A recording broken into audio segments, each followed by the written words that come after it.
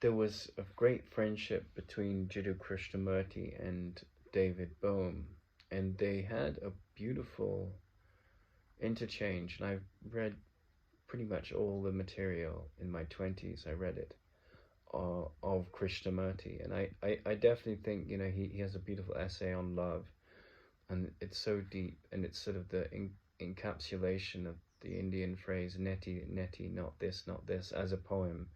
It's very beautiful and poetic. But I definitely think perhaps his greatest moment comes in the dialogue with the physicist David Bohm, where they talk about intelligence. It's a part of a book. It's the last few chapters of a book called On Intelligence.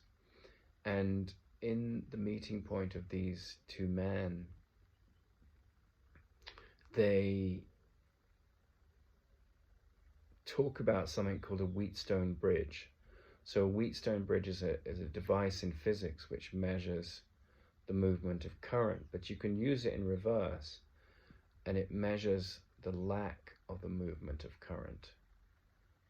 So you could talk about measuring temperature from the perspective of heat, or you could talk about measuring it from the perspective of the degree of cold, right? So it's just like a metaphor there to explain what it was. But he said that in a similar way, you could get sucked into measuring drama, measuring upset, measuring justification of the ego thought system.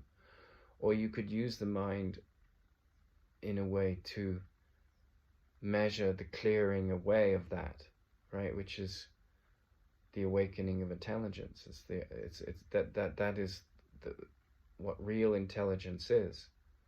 It's whether you're wrapped up in the beliefs that you're a body, that you will be born, that you will die, that what you've done is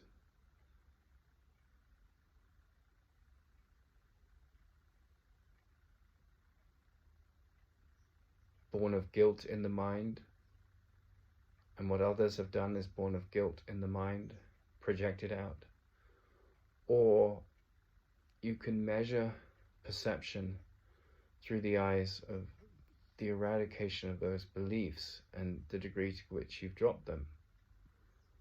And fear will justify dictators, fear will justify attacks, fear will justify defenses, fear will justify the absence of intelligence that can be extremely sophisticated and apparently intelligent. But the liberation of the mind, you know, he was one of the greatest physicists of the last century who had this friendship with this ostensibly enlightened being, you know.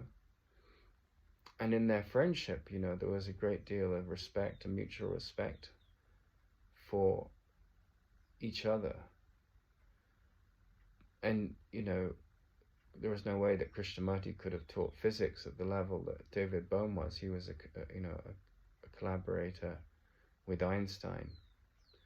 But when you see them talking, you know, there was this warmth and this affection, and really this man at the height, at the pinnacle of the world of quantum physics and the world of molecular physics and subatomic physics, you know, and one of the most brilliant scientists of the last century, he was in the meetings with Krishnamurti in a process of awakening. He had, you know, he really had become the pinnacle of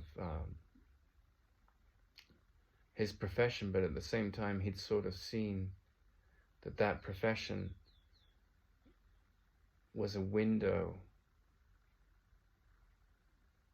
into questioning the illusions that we take to be real.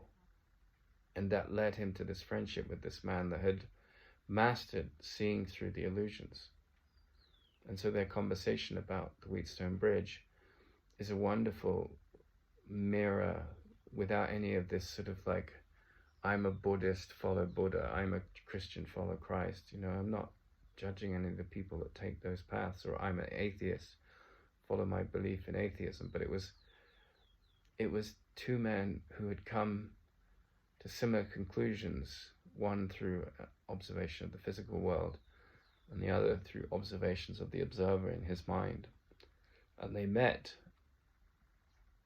And they in those few chapters that their talks reference, they sort of signal that the waking of intelligence is the capacity to see what is talking in thought and read between the lines of that which is talking, and to see where fear comes in and creates the self-concept and the ego.